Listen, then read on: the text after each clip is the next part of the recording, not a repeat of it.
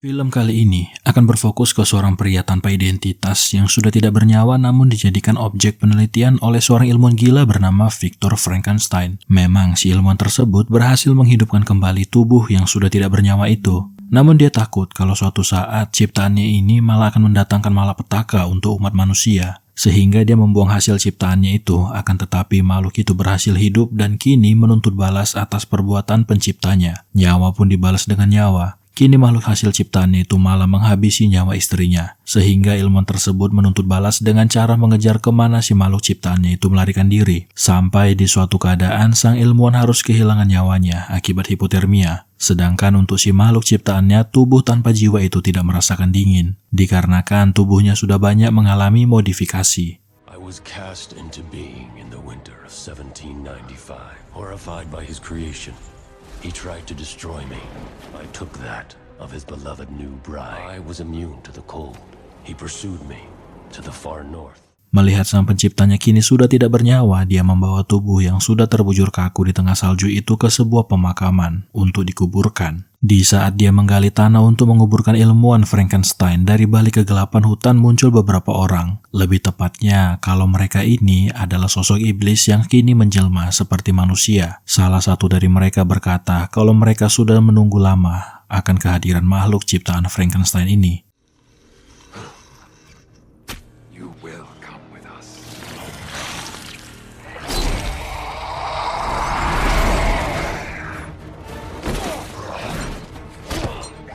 Tanpa menunggu lama mereka langsung menyerang dia. Salah satu dari iblis itu juga berkata kalau pemimpin mereka yang bernama Nibirius menginginkan makhluk ciptaan ini dibawa dalam keadaan hidup-hidup. Sementara itu dari kejauhan ada makhluk lain yang mengamati pertempuran mereka. Makhluk-makhluk ini dikenal dengan nama Gargoyle yang seringkali menyembunyikan identitas asli mereka dalam wujud patung di tengah bangunan-bangunan besar.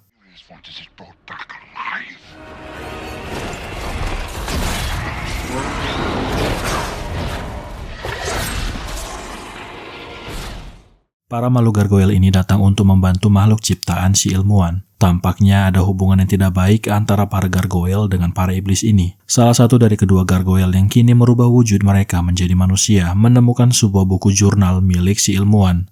Diketahui kalau buku tersebut berisikan catatan harian bagaimana cara si ilmuwan itu berhasil menghidupkan kembali manusia yang sudah tidak bernyawa.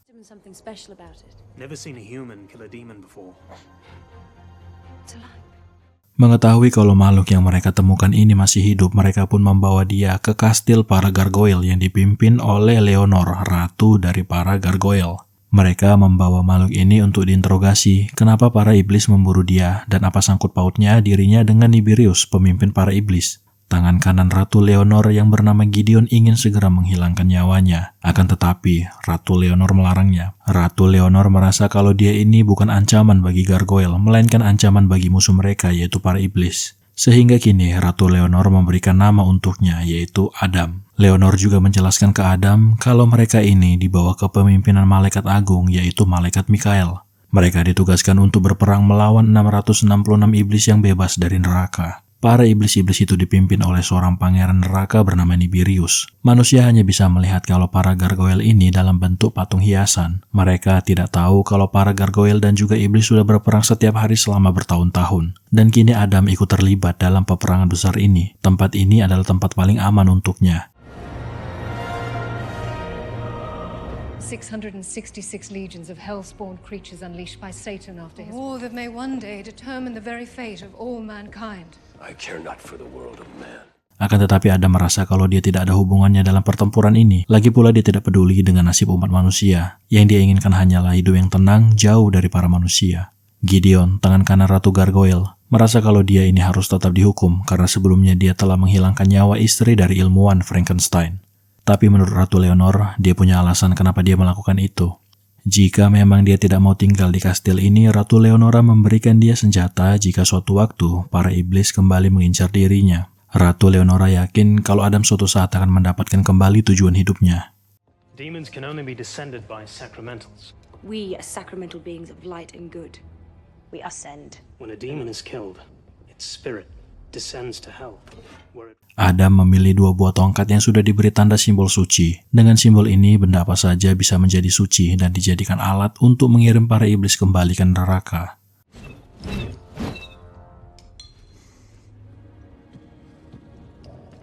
Sebenarnya salah satu gargoyle bernama Ophir berharap kalau Adam ikut dalam peperangan mereka melawan para iblis ini. Namun Adam masih saja menolak dan memilih pergi dari tempat itu. Sementara itu, Gideon masih mencoba meyakinkan Ratu Leonora kalau Adam ini memang harus segera dihilangkan nyawanya karena ini bisa menjadi ancaman bagi mereka.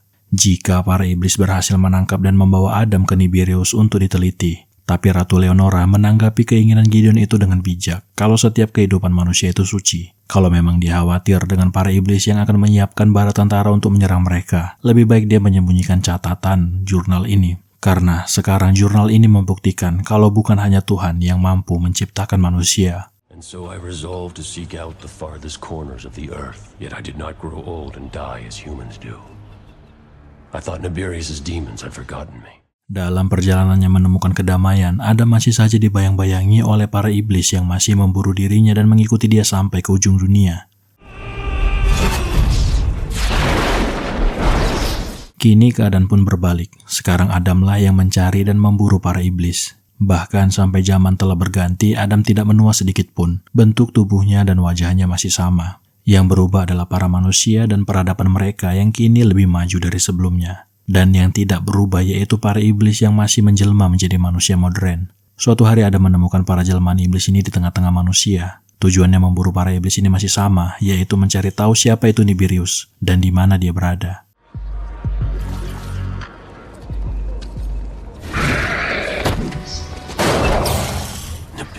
Akan tetapi, di saat Adam menyerang salah satu iblis, ada seorang polisi yang mengira kalau Adam melakukan tindak kriminal. Polisi tadi malah menjadi korban iblis yang kemudian menjadi momen untuk si iblis melarikan diri.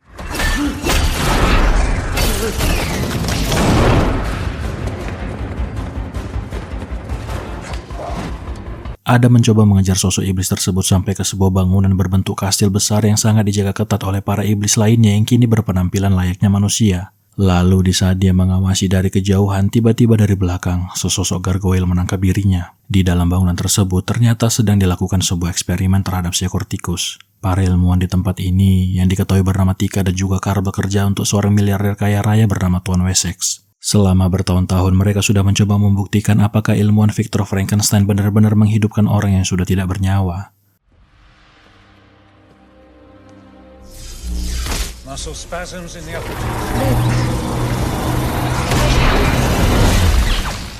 There's a heartbeat. It's breathing.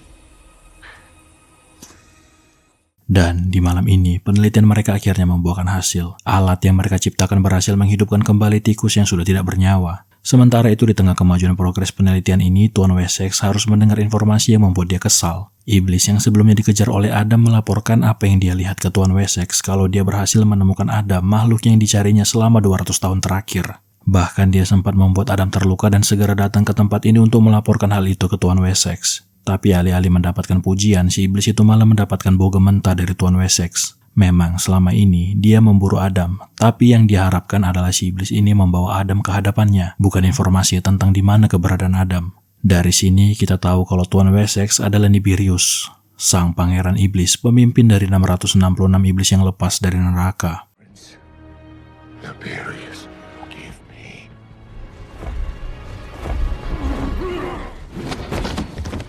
Sementara itu Adam yang dibawa ke kastil para gargoyle langsung diikat dan interogasi. Ratu Leonora marah dikarenakan perang mereka ini harusnya dilakukan secara diam-diam dan juga senyap. Sementara tadi ada manusia yang ikut terlibat dalam pertarungan antara Adam dan para iblis.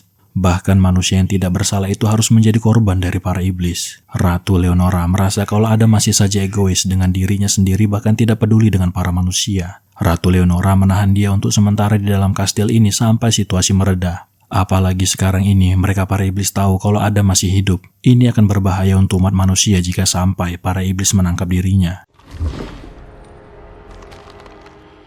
I didn't kill him, not human. Kembali ke para peneliti, melihat kalau sudah mulai ada kemajuan, Tuan Wessex memerintahkan mereka supaya segera menguji coba hal ini ke manusia. Waktu mereka tidak banyak, inilah saatnya sama seperti ilmuwan Victor Frankenstein. Sekaranglah saatnya untuk mencoba penelitian ini ke manusia yang sudah tidak bernyawa. Nibirius yang mengetahui kalau ada manusia ciptaan Victor Frankenstein masih hidup memerintahkan seluruh tentara iblisnya untuk menyerang ke tempat para gargoyle berada. Demons are gathering outside the cathedral.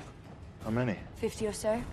Dari kejauhan, Gideon melihat para iblis berlari menuju kastil mereka. Malam ini akan terjadi perang besar antara gargoyle dan juga para iblis. 2 gargoyle ditugaskan melindungi Ratu Leonora, sementara 2 gargoyle lainnya melindungi Adam.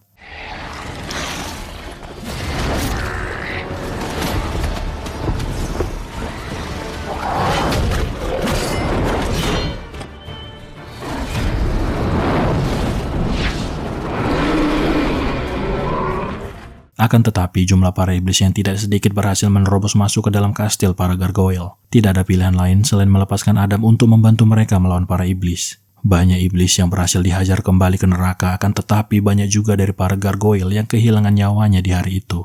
Di saat jam menunjukkan pukul 12:30 malam, para iblis berlari kabur. Inilah saatnya untuk para gargoyle menyerang balik para iblis-iblis itu. Namun Gideon tidak tahu kalau beberapa dari para iblis berhasil menyusup masuk dan menculik Putri Leonora.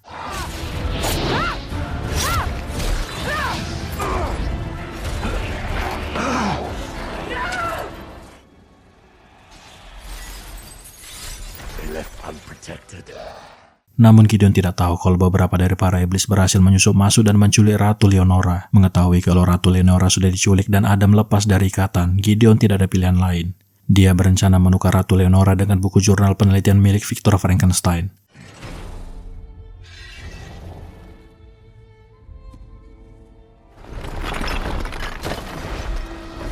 Di saat transaksi pertukaran akan dilakukan, diam-diam Adam mengikuti Gideon untuk menyergap para iblis. Tapi lagi-lagi salah satu iblis berhasil kabur membawa jurnal milik Victor Frankenstein.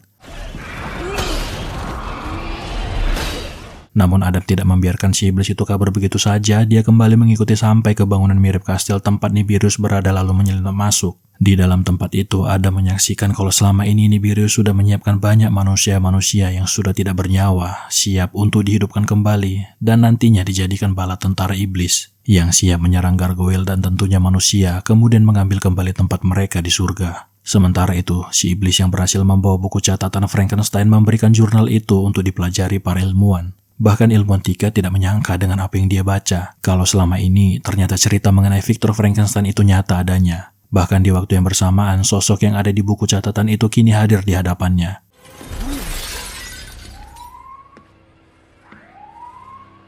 Adam mengambil buku catatan tentang dirinya itu, namun para penjaga dengan cepat mengepung Adam. Dari kejauhan, seseorang berkata untuk jangan menyentuh Adam. Dialah Nibirius yang mencoba merayu Adam untuk tetap bersama mereka. Dia bisa membantu Adam mencari jati dirinya dan mencari jawaban untuk apa dia diciptakan. Akan tetapi rayuan Nibirius tidak berhasil menggugah hati Adam yang memang dari awal Adam ini diciptakan tanpa perasaan.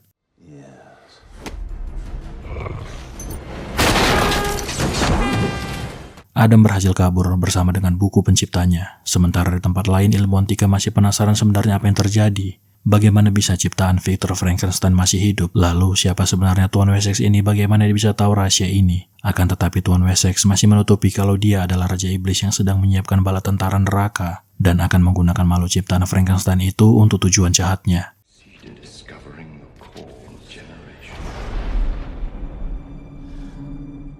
Di perjalanan pulang, Tika merasa kalau dia sedang diikuti. Orang yang mengikuti dia adalah Adam yang meminta tolong dirinya untuk memeriksa tubuh hasil ciptaan ilmuwan ini. Adam juga menjelaskan kalau dia bekerja untuk orang yang salah. Bos tempat dia bekerja adalah sosok pangeran iblis bernama Nibirius yang selama 200 tahun terakhir ini memburu Adam. Bahkan di tempat dia bekerja selama ini, bosnya sudah menyiapkan banyak tubuh yang sudah tidak bernyawa untuk dijadikan bala tentaranya. Awalnya, Dr. Tika tidak percaya dengan semua cerita Adam sampai di mana ada salah satu iblis yang berhasil menemukan mereka. Iblis itu memperlihatkan wujud aslinya di depan Dr. Tika lalu menyerang Adam untuk merebut buku jurnal milik Victor Frankenstein.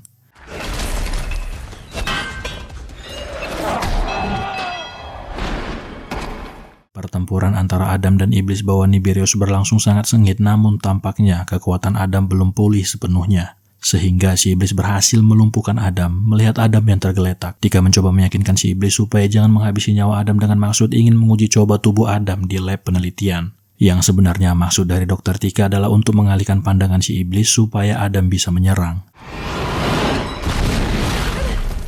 Dokter Tika membantu Adam mengobati luka di punggungnya. Ketika Adam tidak sadarkan diri akibat luka itu, Dokter Tika pun membaca seluruh isi jurnal milik Victor Frankenstein. Lalu di saat Adam tersadar, Tika bertanya sebenarnya apa yang terjadi dengan Victor Frankenstein. Adam menjelaskan kalau memang benar dialah yang menghabisi nyawa istri Frankenstein. Dan akibat tindakannya itu, Victor Frankenstein memburu dia. Namun dia meninggal akibat hipotermia, bukan dihabisi nyawanya oleh Adam.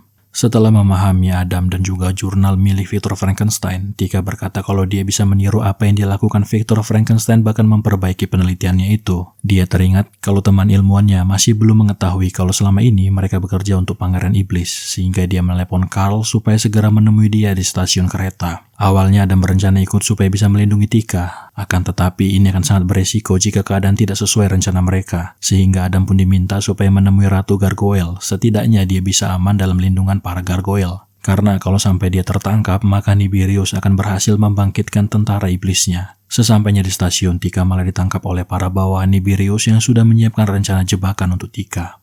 Sementara itu, di tempat lain Adam yang menemui Ratu Leonor untuk mendapatkan perlindungan dari para pasukan Gargoyle dan juga menginformasikan apa yang dia lihat kalau Nibirius sedang menyiapkan pasukan untuk menyerang mereka. Adam membuat kesepakatan dengan Ratu Leonora. Dia akan memberitahukan di mana lokasi Nibirius berada jika mereka mau melindungi dia dan juga ilmuwan Tika. Memang Ratu Leonora mengiyakan kemauan Adam itu, tapi ketika Adam pergi, dia memerintahkan Gideon untuk mengikuti dia dari belakang. Lalu berkata, begitu Adam lengah, curi buku jurnal itu dan habisi nyawa Adam.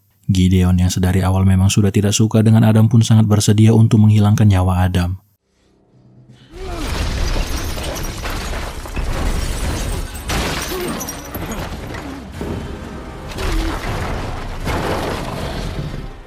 Gideon sangat diuntungkan di pertarungan udara, namun yang tidak dia sadari, senjata miliknya sendiri malah mengenai perutnya. Kematian Gideon membuat Ratu Leonora marah, lalu memerintahkan seluruh Gargoyle untuk mencari di mana keberadaan Adam. Sementara di tempat lain, ilmuwan Tika dipaksa untuk segera menunjukkan bagaimana cara menghidupkan orang yang sudah tidak bernyawa. Tika tidak punya pilihan lain, karena Nibirius menghilangkan nyawa temannya Carl, sehingga Carl lah yang akan dijadikan objek penelitian. Dia akan dibangkitkan kembali.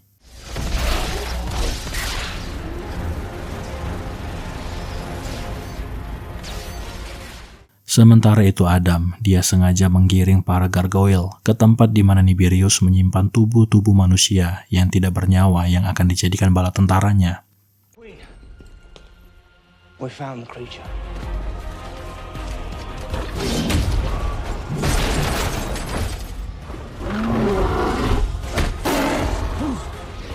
Ratu Leonora menyadari kalau Adam menggiring mereka ke tempat Nibirius sehingga dia pun memerintahkan para pasukannya untuk menyerang tempat ini.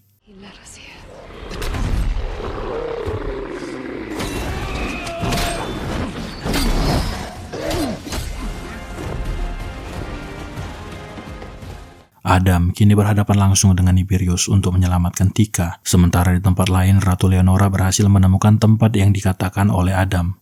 Tempat di mana Nibirius menyembunyikan tubuh manusia yang akan dijadikan bala tentaranya.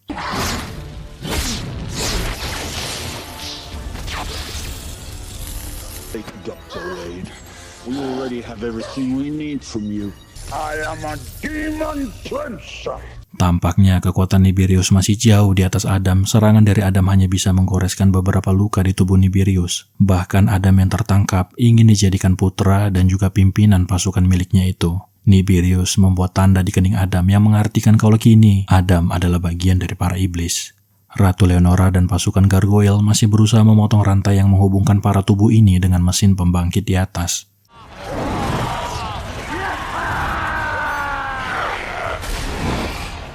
Nibirius merasa kalau dia berhasil membuat Adam berada di pihaknya, tapi yang tidak dia tahu adalah Adam ini tidak punya jiwa. Dia hanya jasad yang dihidupkan kembali. Di kesempatan itulah Adam kembali mencoba menyerang Nibirius. Ternyata luka di tubuh Nibirius itu adalah pola suci yang sengaja dibuat Adam untuk menghabisi nyawa Nibirius dan mengirimnya kembali ke neraka.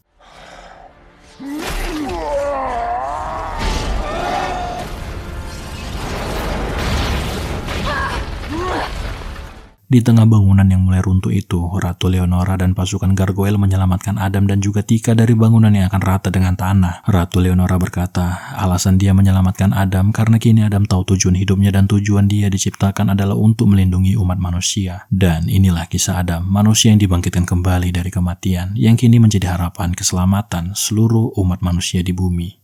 I, Frankenstein,